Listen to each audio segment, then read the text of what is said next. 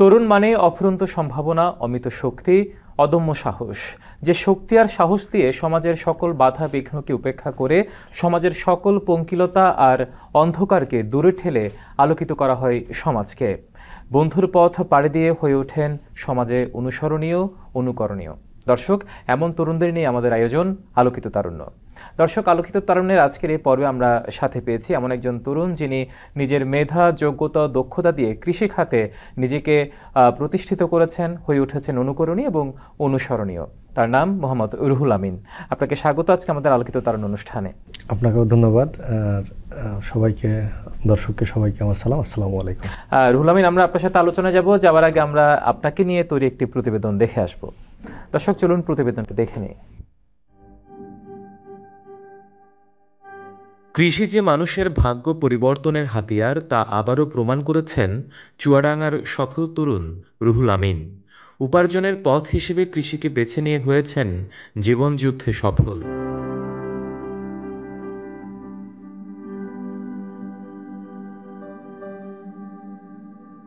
শুরুটা খুব একটা মসৃণ ছিল না এই তরুণের। প্রথমে কলম্বো লেবু ও হাইব্রিড সজনে দিয়ে শুরু করেছিলেন, কিন্তু বিধিবাম সফলতার মুখ দেখা তো দূরের কথা, করেছেন বিশাল অঙ্কের টাকার লোকসান। কিন্তু দমে যাননি। এই ক্ষতি রুহুল আমিনকে ধাবিত করে সফলতার দিকে।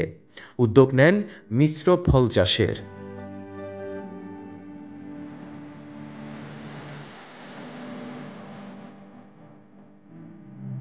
জীবননগর উপজেলা সদর থেকে ৪ কিলোমিটার দূরে পেয়ারাতলা গ্রামে প্রথমে ৪৫ বিঘা জমিতে গড়ে তোলেন গ্রিন প্ল্যানেট অ্যাগ্রো নামের মিশ্র ফলের বাগানটি। পরে আরও ২০ বিঘা জমি গ্রিন প্ল্যানেট অ্যাগ্রোর সাথে যুক্ত হয়। এরপর আরও ৩৫ বিঘা সহ মোট ১০০ বিঘা জমিতে ড্রাগন, পেয়ারা, মেওয়াসহ নানা জাতের ফল চাষ শুরু করেন রুহুল আমিন। ৬৫ বিঘা ড্রাগন ফলের সারির ফাঁকা জায়গায় সাথে ফসল হিসেবে লাগানো হয় স্ট্রবেরি ফলের চারা। ড্রাগন, স্ট্রবেরির পাশাপাশি রুহুল আমিন সাড়া ফেলেছেন আঙুর চাষেও। তার বাগানে গেলে দেখা মিলবে থোকায় থোকায় নানা জাতের আঙুর। এভাবে মিশ্র ফল চাষের জগতে সাড়া ফেলেন রুহুল আমিন, যেখানে নিজে সফল উদ্যোক্তা হওয়ার পাশাপাশি সৃষ্টি করেছেন অনেকের কর্মসংস্থানের সুযোগও।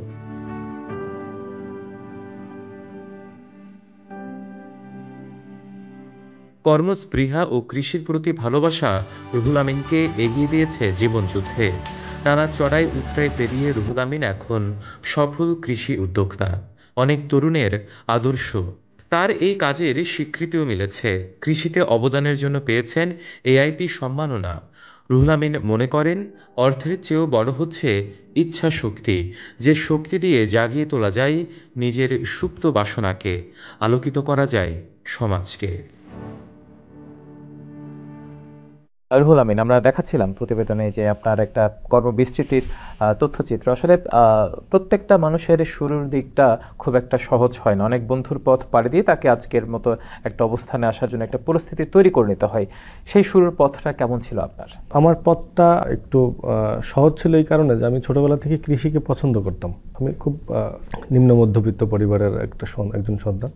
সেখান থেকে আমার পথ চলা, যেমন পড়াশোনা খুব বেশি দূর করতে পারিনি। 2016 সাল থেকে আমি কৃষিকাজ শুরু করি। তো 2016 সালে যখন আমার মনে হলো যে আমি এই সেক্টরটাতে যাইতে পারি, কারণ এটা কৃষি সেক্টর এমন একটা সেক্টর যেখানে আপনি উৎপাদনমুখী অর্থ আয় করতে পারবেন।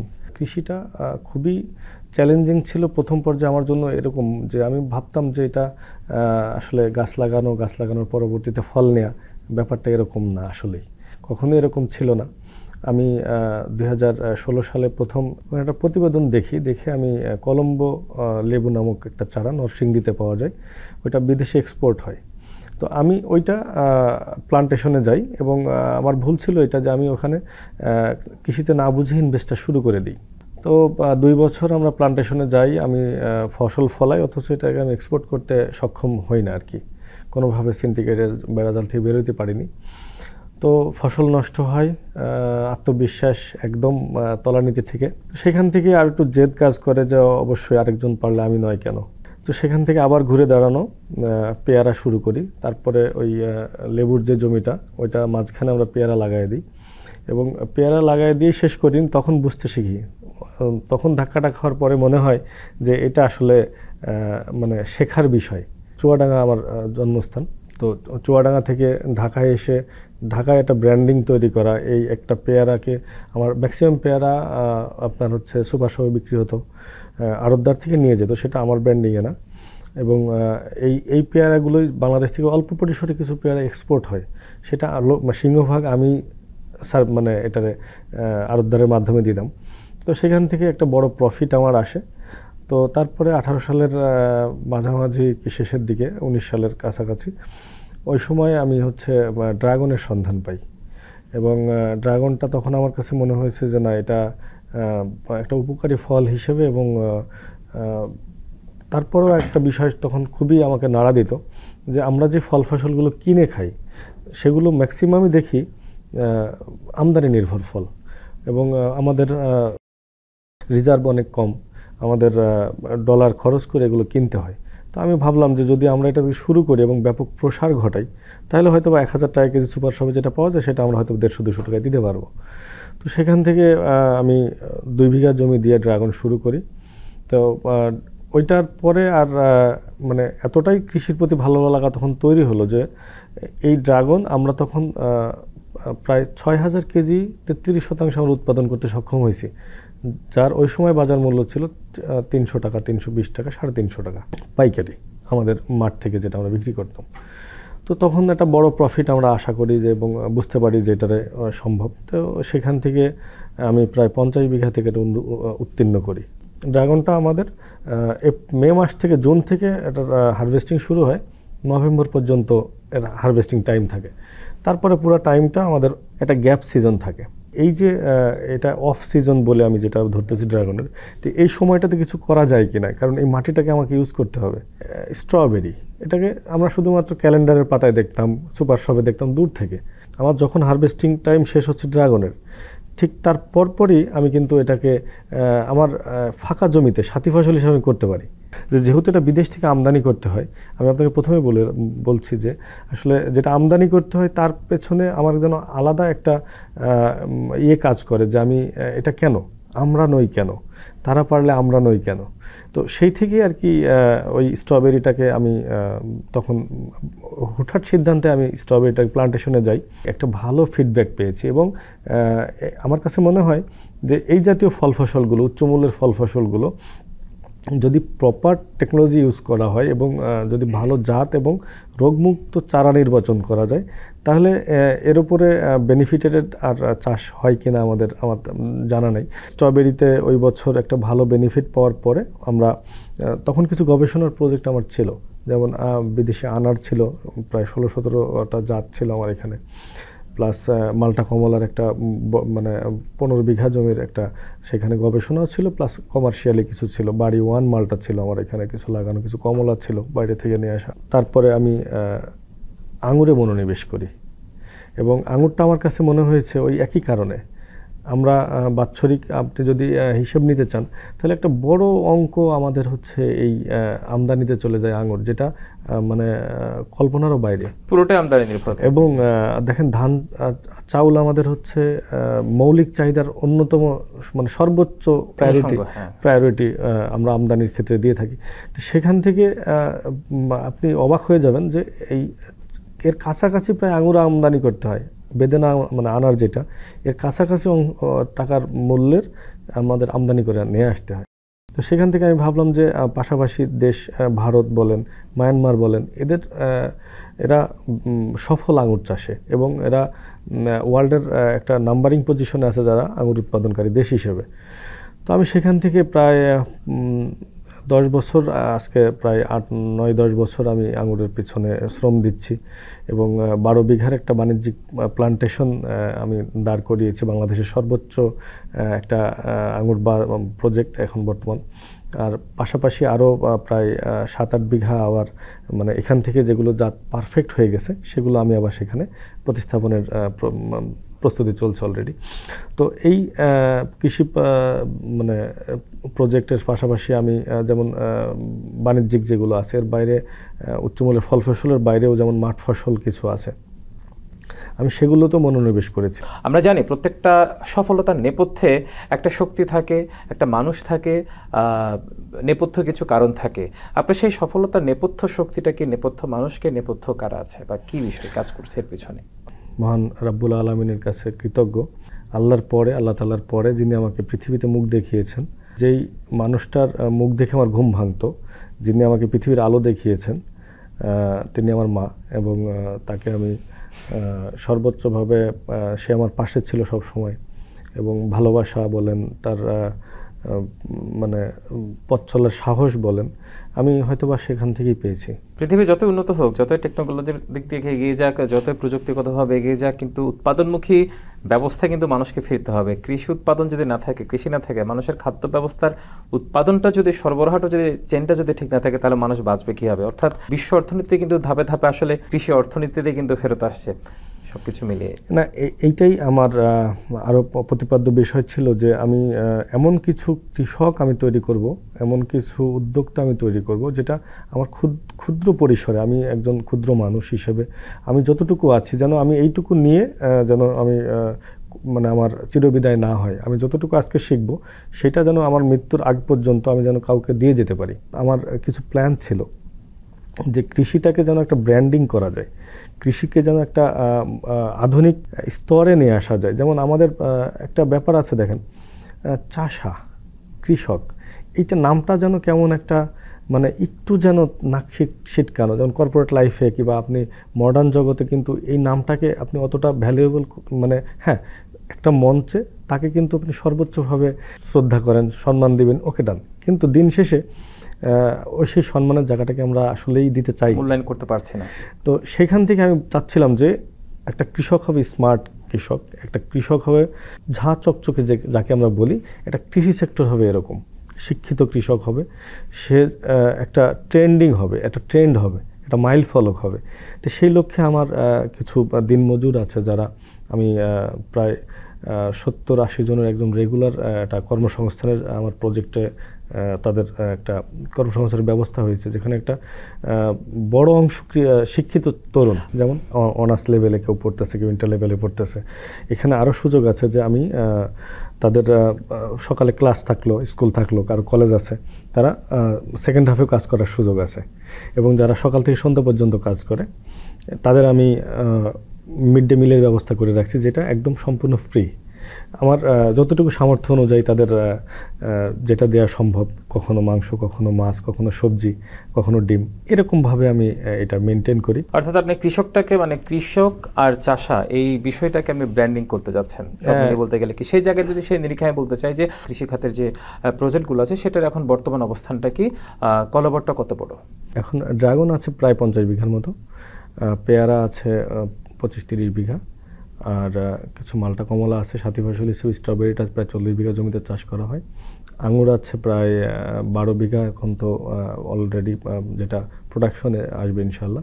আর পাশাপাশি আরও 7-8 বিঘা আপনার অন প্লান্টেশনে আছে, যেটা আমাদের কাস্টার্ড আপেল বলে, সেটাও প্রোডাকশনে আছে প্রায় 2 একরের মতো। আর মালটা কমলা আছে কিছু 10-15 বিঘা। আর সাথে সাথে কিছু আমাদের আনারের কিছু আমাদের পাইলট প্রজেক্ট আছে। তো এই সব মিলে কিছু মাঠ ফসল আছে। আর প্রায় কৃষি খামারে 70-80 জনের একটা দৈনন্দিন একজন নারী পুরুষ সম্মিলিত একটা কর্মসংস্থানের ব্যবস্থা ইনশাল্লাহ আছে। স্বপ্ন যত উঁচুতে হবে, আপনার হাতিয়ার তত শক্ত হইতে হবে। তো আপনি যদি আপনার হাতিয়ার শক্ত না করেন, আমার হাতিয়ার হচ্ছে আমার সহকর্মী, তারা আমাকে যে ভালোবাসাটা দেয়, আমি যদি তাদের সেই ভালোবাসাটা ফিডব্যাক না দিই, তাহলে আমি কিন্তু অনেক দূর যেতে পারবো না। নিজের স্বপ্নকে ছোঁয়ার জন্য যে স্বপ্নটা দেখেছেন, সেটা ছুঁতে গিয়ে আরও কঠিন মনে হচ্ছে, কিন্তু সেই কঠিন পথগুলোকে আপনার এই সহযোদ্ধা যারা আছে, সহকর্মী যারা আছে, তারা আরও সহজ করে দিচ্ছে। নিশ্চয়ই আপনি তাদের মাধ্যমে সবাইকে নিয়ে আরও অনেক দূরে এগিয়ে যাবেন। আরেকটি বিষয় যেটি জানতে চাই, সেটা হচ্ছে বর্তমানে আপনার সামাজিক এবং অর্থনৈতিক অবস্থান কোন জায়গায় আছে? যদি এই কথাটা বলতে হয়, আসলে সামাজিক অর্থনৈতিক অবস্থানের কথা যদি আমি বলতে চাই, সেটা হচ্ছে এটা মানে বলে শেষ করা যাবে না যে কৃষি একটা মানুষকে এত সম্মানিত করতে পারে। কৃষির সম্মান আসলে আমি সামাজিকভাবে যদি আমি আমার এলাকার পরিচিতি বলেন, এলাকার মানুষের সাথে মানে পূর্ব পরিচিত তো ছিলই, তারপরে এই মানুষটা আলাদাভাবে যে কৃষক রুহুল আমিন, এটা আমাকে খুব গর্ববোধ করায় যে একজন কৃষককে মানুষ এইভাবে মূল্যায়ন করতে পারে। এটা একটা ভালো লাগার অনেক বড় জায়গা, আর এইটাই আমার স্বপ্নের মূল উদ্দেশ্য ছিল। দেখেন, কৃষি যে একটা মানুষকে একটা চূড়ায় পৌঁছাইতে পারে, তাকে যেন একটা সম্মানের জায়গায় দিতে পারে, এইটাই একটা বড় আমার স্বপ্নের আরেকটা চাওয়া ছিল। তো সেখান থেকে আমি বলবো যে আমি মানে সৃষ্টিকর্তা রাব্বুল আলামিনের আমি শুকরিয়া আদায় করি, অর্থনৈতিকভাবে প্লাস আমি সামাজিকভাবে মানুষের ভালোবাসা নিয়ে খুব ভালোভাবে বেঁচে আছি ইনশাল্লাহ। এখন পর্যন্ত কোনো স্বীকৃতি পেয়েছে কি? আমি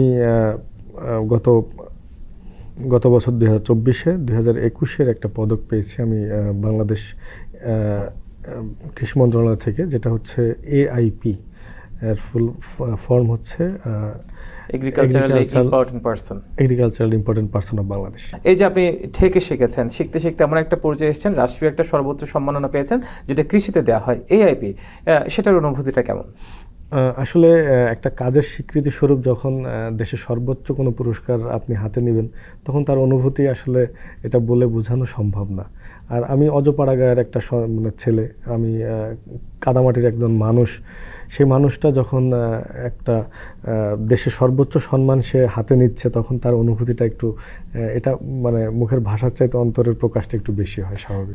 যারা উদ্যোক্তা হিসেবে নিজেদেরকে গড়ে তুলতে চায়, অনেক তরুণ আছে যারা পড়াশোনা শেষ করে এখনো চাকরির পেছনে ছুটছে, অনেকে হতাশাই থাকে। আমরা প্রায় দেখি বিভিন্ন জায়গায় যে হতাশাগ্রস্ত তরুণদের একটা সংখ্যা কিন্তু বেড়ে চলছে, এবং দেশে কিন্তু বেকারের সংখ্যাটাও কিন্তু খুব একটা যে কমছে তা কিন্তু নয়, বাড়ছে পাল্লা দিয়ে। তাদের প্রতি আপনার পরামর্শ কি থাকবে? নতুনদের উদ্দেশ্যে যদি কিছু বলতে হয়, আমি আসলে একটা জেলার না, আমি একটা থানার না, আমি বাংলাদেশের সন্তান। তো সেই দৃষ্টিকোণ থেকে যদি কাউকে আহ্বান জানানো হয়, তাহলে আপনি অবশ্যই চুয়াডাঙ্গা জেলাকে একটা মডেল হিসেবে ধরতে পারেন। দেখেন, আমার এখানে চাকরিজীবীর সংখ্যা দিনে দিনে কমছে। যার 10 কাঠা জমি আছে, যার 1 বিঘা জমি আছে, সে সেটা নিয়ে একজন উদ্যোক্তা হয়ে গেছে এবং সে স্বাবলম্বী। আপনি অবাক হয়ে যাবেন। আমি যেটা আপনার সাথে শেয়ার করতে চাচ্ছি, সেটা হচ্ছে আমার জেলায়, আমার পাশাপাশি 2-3টা জেলাতে এত পরিমাণে শিক্ষিত ছেলে যারা চাকরি ছেড়ে, এবং তারা কখনোই এই পেশায় ফিরে যেতে চায় না, তার চাকরির পেশায় কখনো যেতে চায় না। সে আশার গল্প শোনায়, সে চায় আমার আমিটাকে বাঁচিয়ে রাখবো কৃষির মাধ্যমে।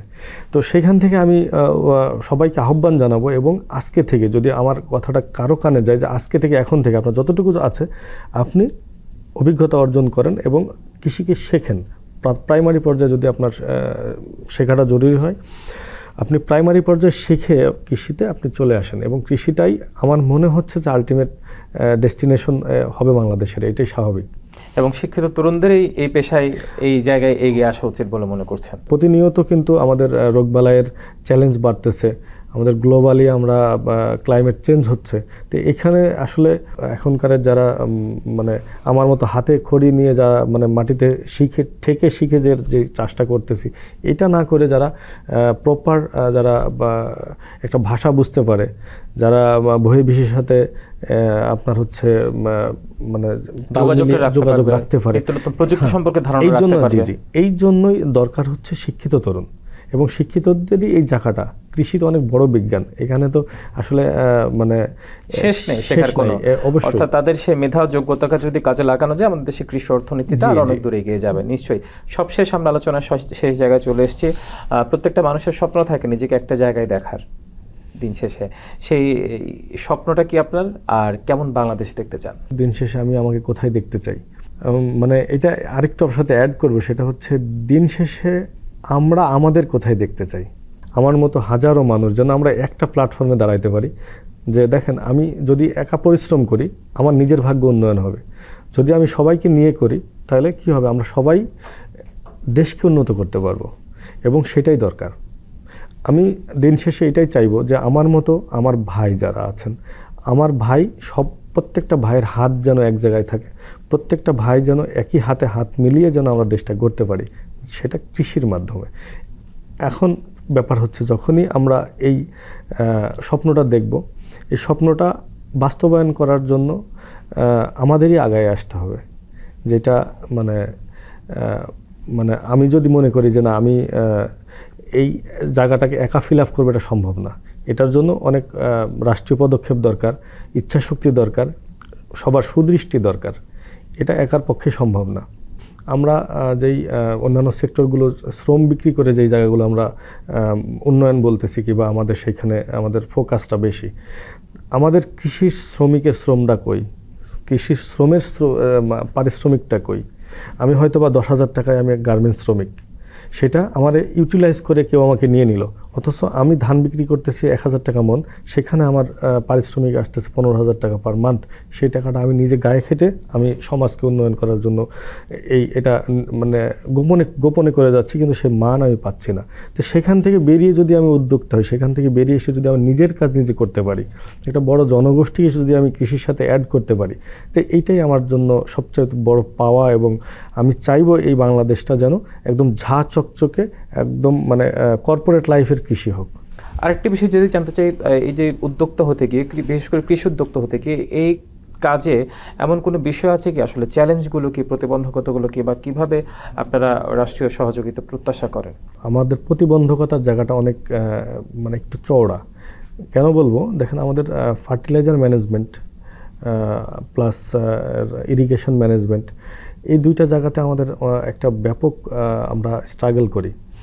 আমাদের ফার্টিগেশনটা যেটা আমরা ফার্টিলাইজার ইউজ করি, আমরা কৃষকের এই যে জায়গাটাতে আমরা অনেক অজ্ঞ, আমরা এটা অনেক জ্ঞানের দরকার আছে এই জায়গাটাতে। কিংবা নতুন নতুন আপডেটেড কিছু ফার্টিলাইজার আছে যেটা মাটি সহায়ক এবং আমার দীর্ঘদিন আমার প্রজন্ম টু প্রজন্ম এটাকে ক্যারি করতে পারবে, মাটিটা নষ্ট হবে না। তো এগুলো অনেক দেশ শুরু করছে, অনেক আগে থেকেই শুরু করছে, যেটা আমরা এখনও পিছিয়ে আছি। আবার যেমন ইরিগেশন যে ব্যাপারটা, ইরিগেশনে আমরা খুব অল্প পানি খরচ করে অনেকখানি জায়গা আমরা কভার করতে পারি, সেই জায়গাটাকেও আমাদের এগিয়ে আসা দরকার। আর তরুণ উদ্যোক্তাদের একটা ভয়ের জায়গা হচ্ছে কৃষি মাফিয়া, আমি যেটাকে নাম দিয়েছি আর কি, যে তারা হয়তোবা একটা ক্যামেরা নিয়ে একটা প্রতিবেদন করলো যে অমুক এটা সাকসেস কিছু, এটার খুব ভয়ের জায়গা। যেমন আমি আমার প্রথম গল্পটা আপনাকে আমি শেয়ার করছি যে আমি যেটা ঠকেছেন, যে 45 লক্ষ টাকা আমি নষ্ট করেছি এবং সামাজিক মানে অনেক ট্রলের শিকার হয়েছে, অনেক কিছু গেছে আমার উপর দিয়ে। অর্থাৎ কৃষিক্ষেত্রে দেখে শিখলে হবে না, সেটাকে ধারণ করে বুঝে প্র্যাকটিক্যাল অভিজ্ঞতাটা নিয়ে তারপর তাকে এই জায়গায় আনতে হবে। রাইট। সামান্য একজন ক্যামেরাম্যান, একজন ক্যামেরা পার্সন, একটা ইউটিউবার হতে পারে, একজন যে কোনো একজন মিডিয়া কর্মী হতে পারে। তো তারা যদি একটা প্রজেক্টে ভিডিও করে, হুমড়ি খেয়ে কিছু কৃষক পড়বে। এবং এটার এই ট্র্যাপটা হচ্ছে চারা বিক্রির ট্র্যাপ। এই ট্র্যাপটাতে অনেক বড় ক্ষতি হয়ে যাচ্ছে কৃষকের নিভৃতে, আর এর পিছনে মদতদাতা অনেক বড় একটা সিন্ডিকেট। যারা এই জায়গায় আসতে চায় তাদেরকে এই বিষয়টাতে সতর্ক হতে হবে, অবশ্যই। এটা বুঝে যে আপনি টিভির পর্দায় যেটা দেখছেন, মোবাইল স্ক্রিনে যেটা দেখছেন, সেটাকে আপনি ভেতরে ধারণ না করে যেন কৃষিতে, অর্থাৎ জেনে বুঝে বিষয়টাকে ধারণ করে তারপরে এই জায়গায় এই পেশায় কৃষি আসতে হবে। নিশ্চয়ই সে যেটাই চাষ করতে চায় না কেন। অবশ্যই, ইনশাআল্লাহ এটাই। এই পৃথিবী অবাক তাকিয়ে রয়, জ্বলে পুড়ে মরে ছারখার, তবু মাথা নোয়াবার নয়। দর্শক, এমন মাথা না নোয়ানো তরুণদের দেখানো পথে তাদের অমিত শক্তি আর দুর্ভেদ্য মনোবল দিয়ে এগিয়ে যাবে দেশ, এগিয়ে যাবে সমাজ। সে প্রত্যাশায় শেষ করছে আজকের আলোকিত তারুণ্য। দেখা হবে আগামী পর্বে অন্য কোনো তরুণের সাথে। সে পর্যন্ত ভালো থাকুন, সুস্থ থাকুন। শুভেচ্ছা সবাইকে।